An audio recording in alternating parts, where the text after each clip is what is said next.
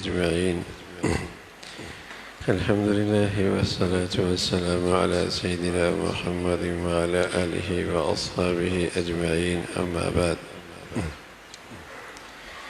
عن ابن عمر رضي الله تعالى عنه أن النبي صلى الله عليه وسلم قال: إن الحياء والإيمان قرانا جميعا، فإذا رفع أحدهما رفع الآخر.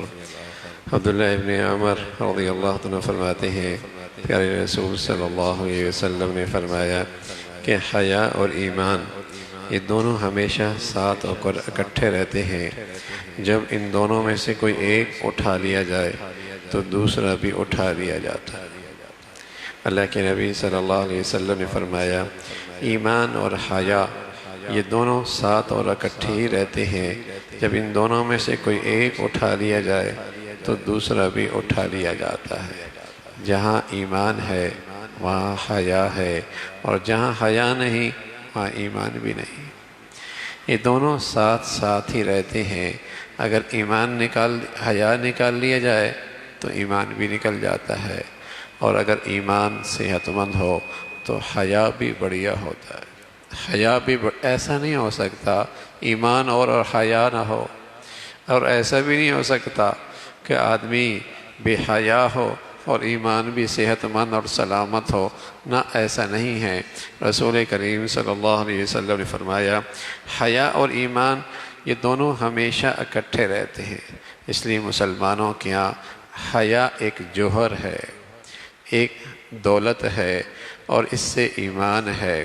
اور غیروں کے یہاں اور مغرب کے یہاں حیا ایک بیماری ہے. حیا ایک بیماری ہے.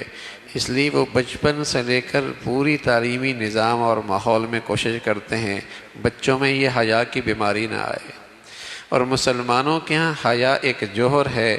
ان کا پورا تعلیمی اور زندگی کا نظام ایسا ہوتا ہے کہیں اس حیا کی دولت پہ آنچ نہ آئے، کہیں یہ حیا کی دولت نکلنے اور ضائع نہ ہونے پائے. اس قدر اہتمام فرمایا. قرآن میں اس کی تلقین فرمائی یا ایھا الذین آمنوا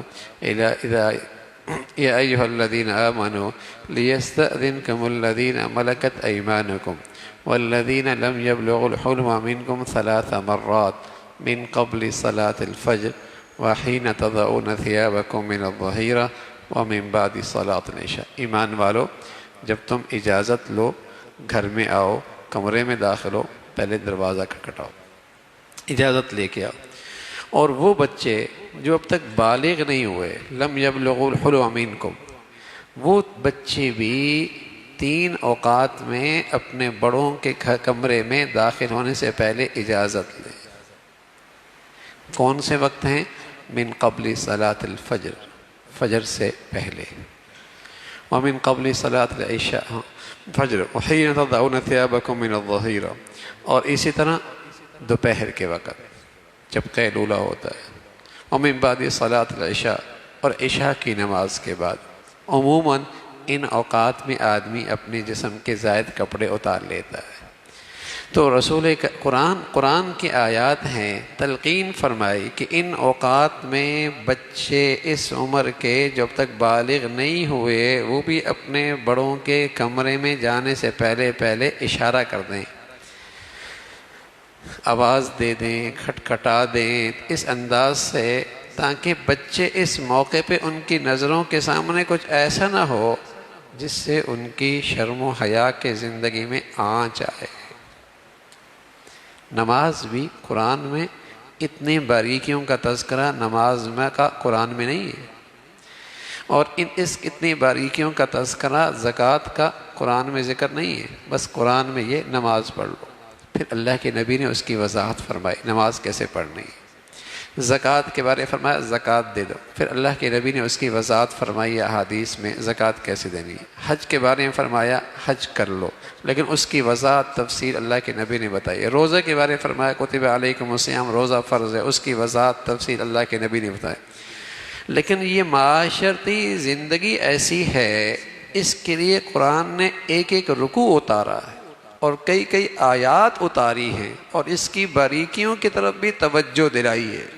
اس کی باریکیوں کی طرف بھی توجہ دلائی ہے کہ دیکھو گھر میں جب آؤ تو کس انداز سے آؤ، اجازت لے کے آؤ، معصوم بچے بھی ہیں وہ بھی ان مخصوص اوقات کے اندر اجازت لے کے آئیں۔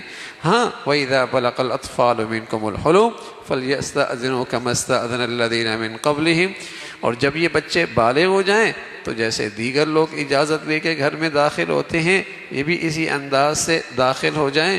وَالْقَوَاعِدُ مِنَ النِّسَاءِ لَا يَرْجُونَ نِكَاحًا فَلَيْسَ عَلَيْهِنَّ جُنَاحٌ أَن يَضَعْنَ ثِيَابَهُنَّ غَيْرَ مُتَبَرِّجَاتٍ بِزِينَةٍ، وہ بوڑھی عورتیں جن کو اب نکاح کی کوئی امید نہیں اور لوگوں کے بھی ان کی طرف کوئی توجہ نہیں، فرمایا وہ اپنے چہرے کا زاہد کپڑا اتار سکتے ہیں۔